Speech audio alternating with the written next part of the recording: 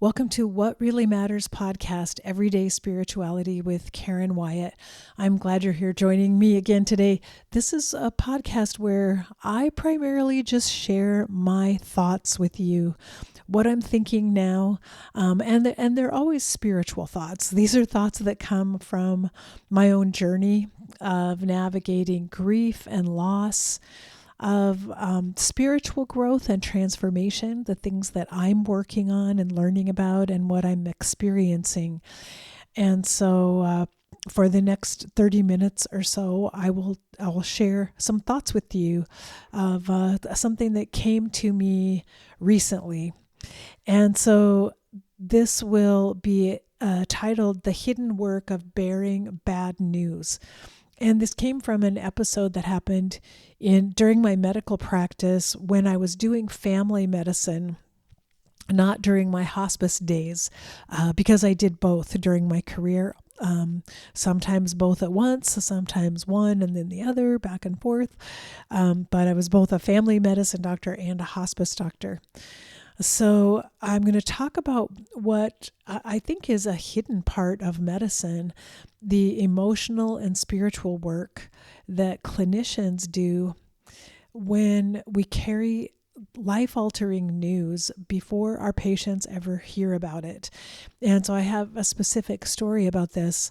I once saw a woman for a wellness exam, including a pap smear and checkup at the beginning of the week.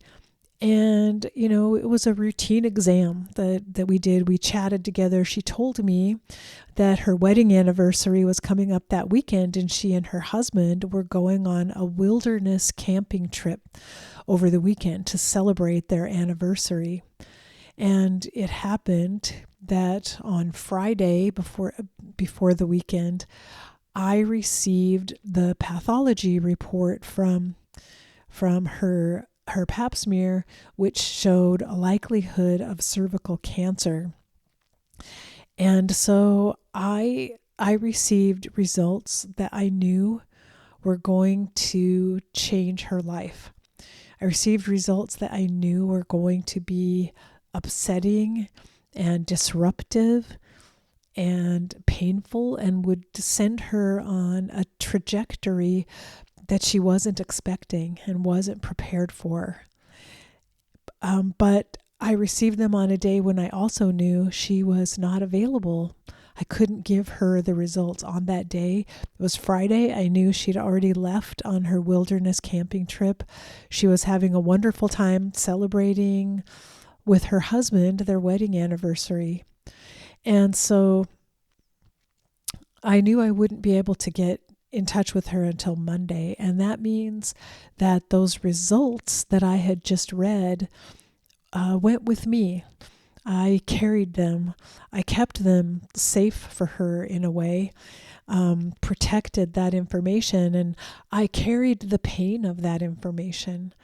And I guess the grief of that diagnosis for her before she was available and ready to receive it. And this has happened not just once, not just that time, but often throughout medical practice. And I thought how often my colleagues have done the same thing, and wondering if their patients ever realized, someone sees your results hours, perhaps even days before you learn what the results show. Your own physician gets a report, but then also the pathologist and the radiologist, they review the tests, even the techs who perform the x-rays and who print out the lab results for the pathologist. There are people in medicine who know about your results before you do, and who know that something is coming for you in your life that's going to change everything. And I just want to say that we carry this information for our patients, honestly, with reverence.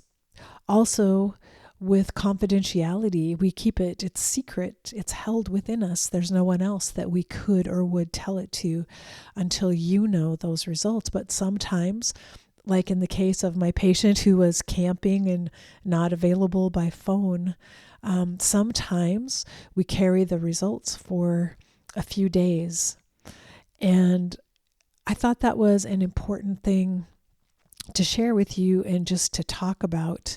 And I mentioned this to ChatGPT, and ChatGPT wrote a poem for me about this particular episode, which I found very interesting and kind of touching. That ChatGPT decided this should be a poem titled Held in Trust. So this was created by ChatGPT. Partly this happened because I told ChatGPT after this incident, I was really moved by it. My whole weekend was changed by the fact that I was carrying this concern for my patient throughout the weekend. And I myself wanted to write a poem about it, but I couldn't find the words. I couldn't do it. I tried a few times and couldn't do it. ChatGPT came back and said, I wrote a poem for you, which I thought was very sweet. So I will read the poem right now that ChatGPT wrote. Held in Trust. On a quiet afternoon, the result appears. Small black letters on a bright screen. It looks like data, ordinary as any other report, but you feel the floor tilt a little. Someone's life just split into before and after. And for a while, you are the only one who knows. You picture her face, the way she laughed at your last visit, the way she said, see you in a few months, like time was a sure thing. You know you can't call right now. She's not available to receive the words that will rearrange her calendar, her sleep, her marriage, her prayers. Instead, you take the news into your own body and hold it there. You carry it through ordinary hours, washing dishes, answering emails, standing in line, an unopened envelope burning quietly in your pocket. Not out of avoidance, but out of a strange tenderness, a sense that she deserves these last unbroken moments in the world she still believes she lives in, that brief, fragile mercy before language does what it always does, names the thing and makes it real. When the time is right, you close the door, sit down, and place the truth gently between you. Her life tips as you knew it would. Tears come, questions spill, the room fills with a stunned, aching silence. Only then do you let the envelope leave your hands. She will remember this day for the rest of her life. You will remember the days before it, when you carried her news alone, keeping watch at the border between not knowing and knowing, holding the weight of it in trust until her heart could be in the room to receive it. And so beautifully expressed by ChatGPT, all of the emotion that I was feeling during that weekend. And it did feel like a sacred trust that I was keeping for my patient, and that I also knew that she was on a much anticipated camping trip, and she was celebrating her wedding anniversary, and that perhaps that trip was really important as a chance for her to rest and recover, to grow closer to her husband, to have this amazing time of honoring their years together and celebrating that, and that perhaps she would come home from that trip refreshed in a way that would be very important to her as she went through what was coming for her in the days ahead. More testing, more news, perhaps bad, unpleasant, unfortunate news, treatment that would be coming her way, challenges that she would face, both in her marriage, in her inner life, in her work. And so I realized that it felt like such a privilege to me, a sacred privilege in a way, to be the bearer of this information, of this message, and to be the one who holds it in my own inner sanctum, and to know that I was strong enough to carry what was going to be life shattering for her. I could carry it with me for those few days over that weekend. I could hold it. I could keep it in trust. I could keep it safe within me, waiting until the time was right, until she was available, until she was ready. And for whatever reason, the timing worked out that way. She could not be available for those results. And so perhaps there was a divine timing in that. And I thought about this. The reason this story came up is because just this week I wrote a post for my Substack called Soul Code, titled Not Just Yet. And those 3 words were spoken by my 3-year-old granddaughter. She actually says them often whenever I ask her, will you get dressed now? Can we do your hair now? Can we do this? Can we do that? We need to get ready. We need to go. And she often raises her little hand and says, not just yet, which is, of course, a 3-year-old's way of saying, let me have a tiny bit of control here. Let me control whatever I possibly can. And then, of course, she always comes around when I allow her that space. She comes around and says, okay, now I'm ready. But I thought about the importance, I wrote about this in the Soul Code post, the importance of remembering that sometimes we need these pauses. We need to wait. Not everything has to happen immediately with a rush in the moment. Not everything is in a panic state that we have to dive into right away. That sometimes it's divine timing, sacred timing, when we're asked to pause and wait. And so, yes, on Friday, I got the patient's results. Could I give them to her immediately so I could get the burden off of my own mind of how to say the words, how to tell it to her? Not just yet. Not just yet. The pause was important. The waiting mattered. The space that she had for this magical weekend of camping with her husband, that mattered, and that was important. And it wasn't the right time yet to shatter her world. She needed the pause, and I needed to be able to honor the pause. I needed to be able to accept, not just yet. It's not possible right now, and that's okay. It's okay. I will hold it. I'll hold it for her because I can. I'm able to carry this with me until she's able to be in the room present with me where I can talk to her about these results. And I mentioned earlier the other people in the chain of diagnostic medicine, the pathologist, the radiologist, even the technicians who perform the studies and the tests that we have done, who have also glimpsed the results, but who do not know the patient. And their work is a steady stream of results, of life-changing, life-shattering results that pass through their hands, that they view with their eyes, they see on the screen, they see written on the paper, a steady stream of these results that they know will change everything for the person who receives them. And yet they don't know the person. They've never met the person who will be receiving these results. Those of us who are on the front lines of medical care and primary care are more likely to be the ones who will deliver the news, who already see the patient's face. We already connected immediately.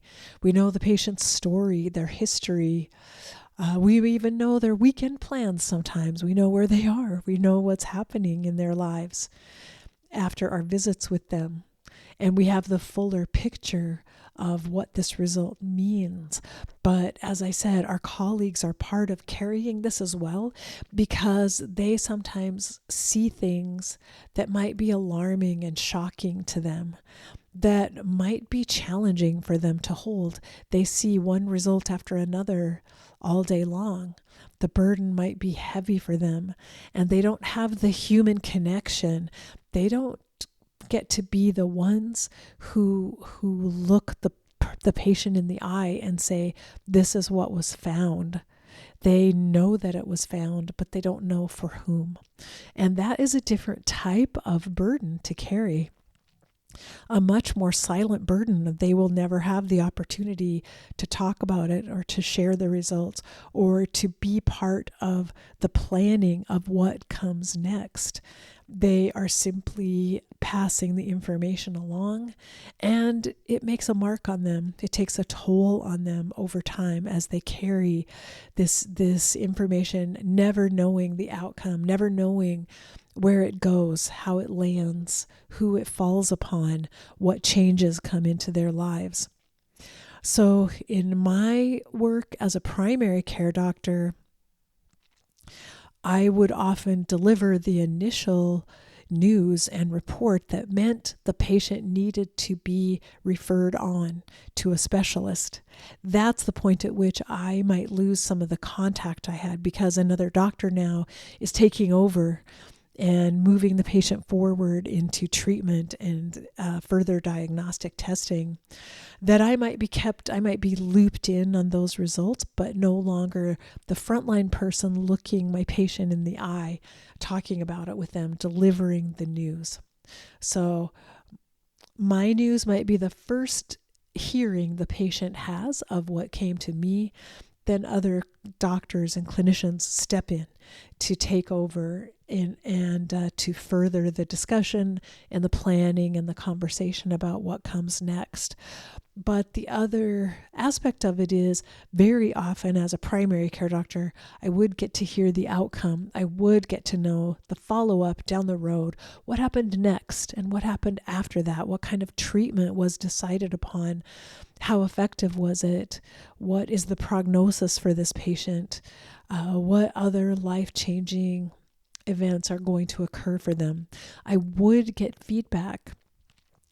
And interestingly, this ties in with my work as well as a hospice physician, because there were actually times when one of my primary care patients down the road became my hospice patient. And so I not only saw them very early in their health journey, whatever that might be, but I also was the person who was there at the very end of that path as they were facing the very end of their lives. And it was an amazing type of full circle care, being involved at the beginning of their diagnosis and again at the end. And sometimes those events were separated by years, several years of time. So in one case, it was 7 years later, I was doing hospice.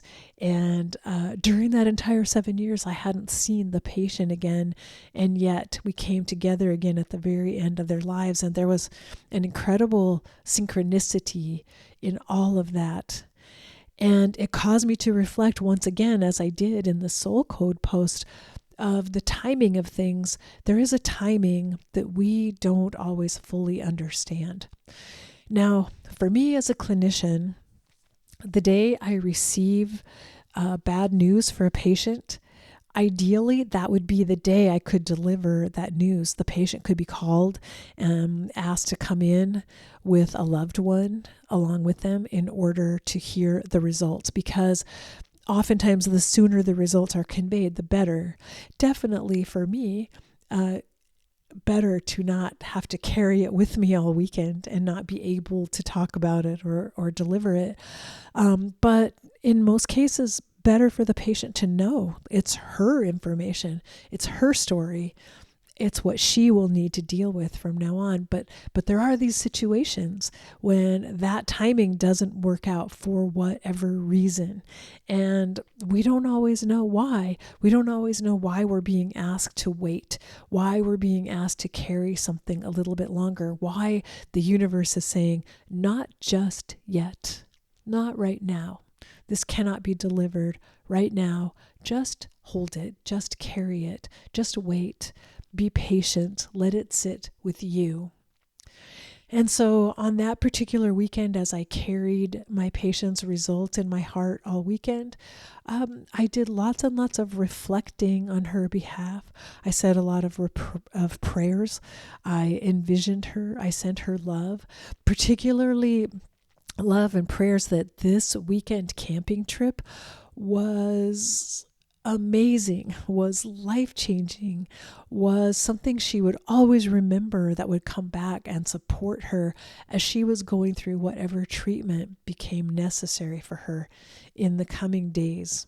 And so it was, in the end, a profound privilege to get to be the person who could participate a little bit in the beginning of this change on her path, and in a deeper way than usual, by carrying these results with me for her over that weekend.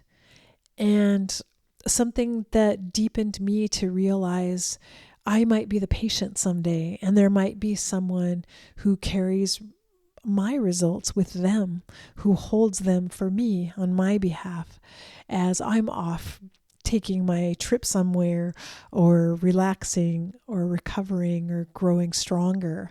That together we participate in these little dances of timing, sacred timing, while we wait until everything comes together, everything flows together at the right time.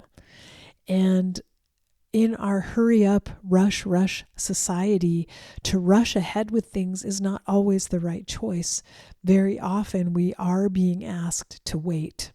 In the Soul Code posts I've done for the last couple of weeks, I've talked about the life cycle of the butterfly.